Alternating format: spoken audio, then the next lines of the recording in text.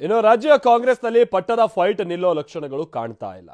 ಇವತ್ತು Shivaganga Basavaraj DK CM ಆಗೇ ಆಗ್ತಾರೆ ಅಂತ ಮತ್ತೆ ವಿಚಾರ ಪ್ರಸ್ತಾಪ ಮಾಡಿದ್ರೆ ಡಿಸಿಎಂ ಡಿಕೆ ಶಿವಕುಮಾರ್ ಮಾತ್ರ ನಾನು ಯಾರಿಗೂ ಕಂಡೀಷನ್ ಹಾಕೇ ಇಲ್ಲ ಅಂತಿದ್ದಾರೆ.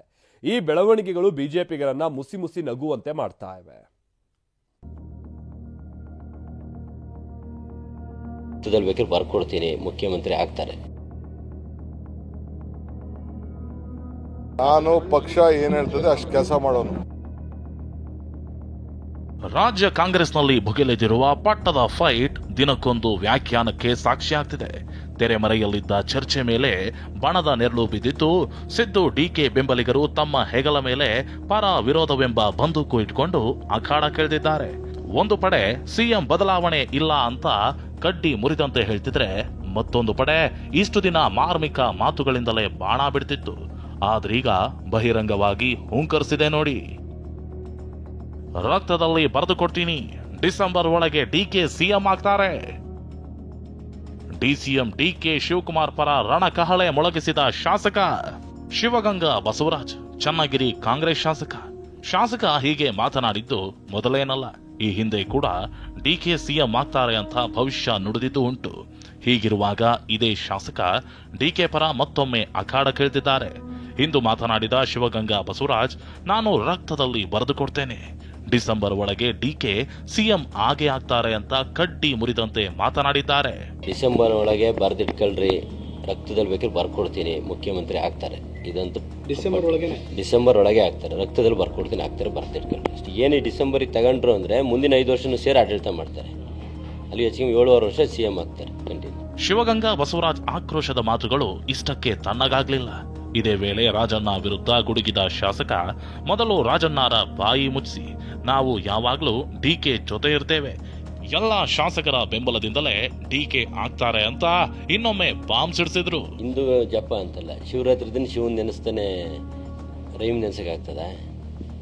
ಶಿವನ್ ನೆನೆಸಿದ್ದಾರೆ, ಸರಿ ಇದೆ.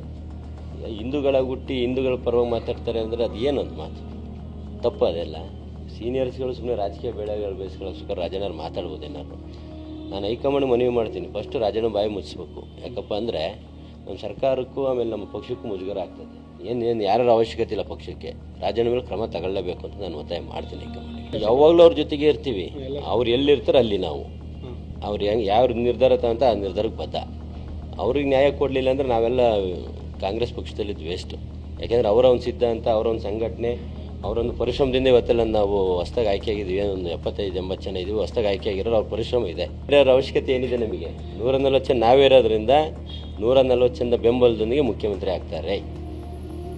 ಒಂದು ವೇಳೆ ಅದು ಆಗಲಿಲ್ಲ ಅಂತಂದ್ರೆ, ಬಿಡಲಿಲ್ಲ ಅಂತಂದ್ರೆ ನೀವು ಏನೇ ಆಗಲಿಲ್ಲ ಅನ್ನೋ ಮಾತಾ ಬೇಡ. ಬಿ ಪಾಸಿಟಿವ್, ಥಿಂಕ್ ಪಾಸಿಟಿವ್ ಅನ್ನೋರು ನಾವು, ನಮ್ಮ ಸಾಹೇಬರು. 100ಕ್ಕೆ 100 ಡಿಸೆಂಬರ್ ಒಳಗೆ ಮುಖ್ಯಮಂತ್ರಿ ಆಗ್ತೀವಿ. ಅದೇ ದೇಕರಿಗೆ ಕೊಡೋದು ಹಕ್ಕದು, ನಮ್ಮ ಹಕ್ಕು. ಅದನ್ನು ನಾವು ಕೇಳ್ತೀವಿ, ಕೊಡ್ತಾರೆ. ಹೈಕಮಾಂಡು ಸಹ ನಮ್ಮ ಒಂದು ಪರಿಶ್ರಮನ ಪರಿಗಣನೆ ತಗೊಂತದೆ. ಇವ್ರು ಯಾರ್ಯಾರು ಏನೇನೋ ಮಾತಾಡ್ತಾರೆ, ಅವ್ರು ಆಗ್ತಾರೆ ಅನ್ನೋದು ಗೊತ್ತಾಗಿ ಇವರೆಲ್ಲ ಮಾತಾಡ್ತಿರೋದು. ನಾನು ಕಂಡೀಷನ್ ಹಾಕಿಲ್ಲ, ಬ್ಲಾಕ್ ಮೇಲ್ ನನ್ನ ಬ್ಲಡ್ ನಲ್ಲೇ ಇಲ್ಲ. ಕಾಂಗ್ರೆಸ್ ಪಟ್ಟದಾಟಕ್ಕೆ ಬಿಜೆಪಿ ಒಪ್ಪಂದದ ತುಪ್ಪ ಸುರಿಯುತ್ತಾ ಬಂದಿದೆ. ಇದು ಸಾಕಷ್ಟು ಚರ್ಚೆ ಆಗಿದ್ದು ಉಂಟು. ಹೀಗಾಗಿ ಇದಕ್ಕೆಲ್ಲ ಖುದ್ದು ತೆರೆ ಎಳೆದ ಡಿಕೆ, ನಾನು ಯಾರಿಗೂ ಕಂಡೀಷನ್ ಹಾಕಿಲ್ಲ, ಬ್ಲಾಕ್ ಮೇಲ್ ಅನ್ನೋದು ನನ್ನ ಬ್ಲಡ್ ನಲ್ಲೇ ಇಲ್ಲ ಅಂದ್ರು. ನಾನು ಯಾರಿಗೂ ಕಂಡೀಷನ್ ಹಾಕಿಲ್ಲ, ಕಂಡೀಷನ್ ಹಾಕೋ ಅವಶ್ಯಕತೆ ಇಲ್ಲ. ನಾನೊಬ್ಬ ಕಾರ್ಯಕರ್ತ. ನಾನು ಪಕ್ಷ ಏನು ಹೇಳ್ತದೆ ಅಷ್ಟು ಕೆಲಸ ಮಾಡೋನು, ಅಷ್ಟು ಬಿಟ್ಟರೆ ಏನೂ ಇಲ್ಲ. ಕಂಡೀಷನ್ನು, ಬ್ಲ್ಯಾಕ್ ಮೇಲು ಇವೆಲ್ಲ ನಮ್ಮ ಬ್ಲಡ್ಡಲ್ಲಿಲ್ಲ. I am a loyal Congress worker. Okay, ನನ್ನ ಡೆಡಿಕೇಶನ್ನು ಪಾರ್ಟಿಗೆ, ಗಾಂಧಿ ಫ್ಯಾಮಿಲಿಗೆ.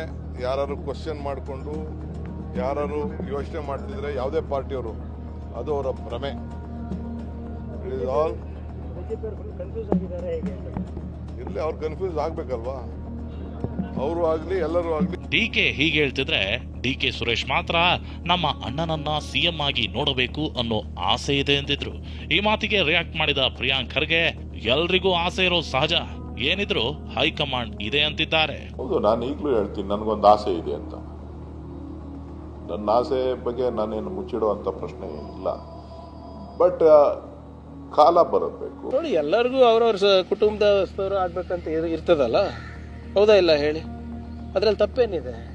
ಈಗ ಯತೀಂದ್ರ ಅವ್ರಿಗೆ ಕೇಳಿದ್ರೆ ಅದು ಹೇಳ್ತಾರೆ, ನೀವು ಸುರೇಶ್ ಅವ್ರಿಗೆ ಕೇಳಿದ್ರೆ ಅವ್ರು ಹೇಳ್ತಾರೆ, ನಮ್ಮ ಕುಟುಂಬದವ್ರಿಗೆ ಕೇಳಿದ್ರೆ ಅದು ಒಂದು ಬೇರೆದು ಹೇಳ್ತಾರೆ.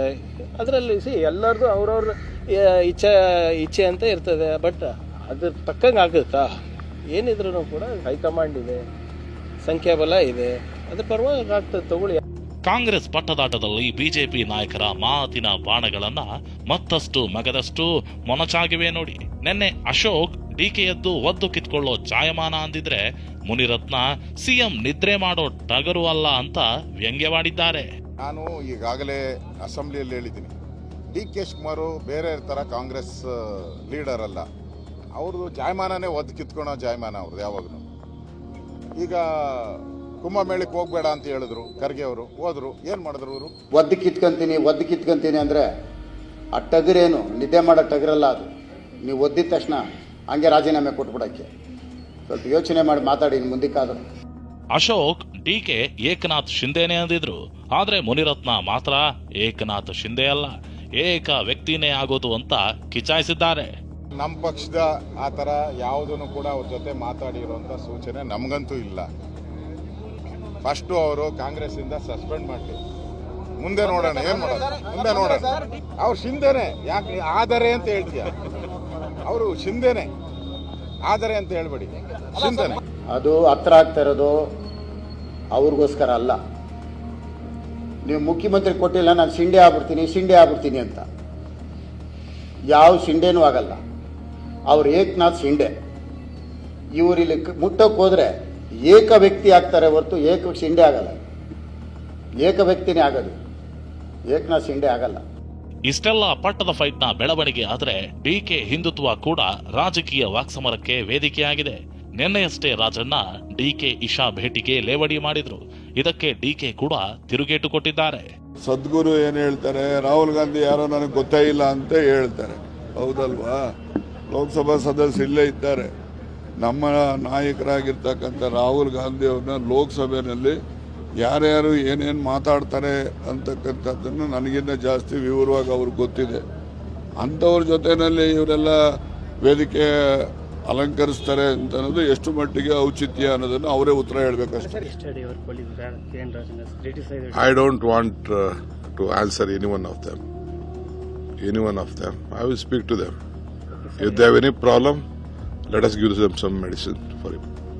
ಬೆಂಗಳೂರಲ್ಲಿ ಹೀಗೆ ಮಾತನಾಡಿದ್ದ ಡಿಕೆ ಉಡುಪಿಯಲ್ಲಿ ನಾನು ಯಾವ ದೇಗುಲಕ್ಕೆ ಹೋದ್ರೂ ಸಂಚಲನ ಆಗತ್ತೆ ಅಂದಿದ್ರು.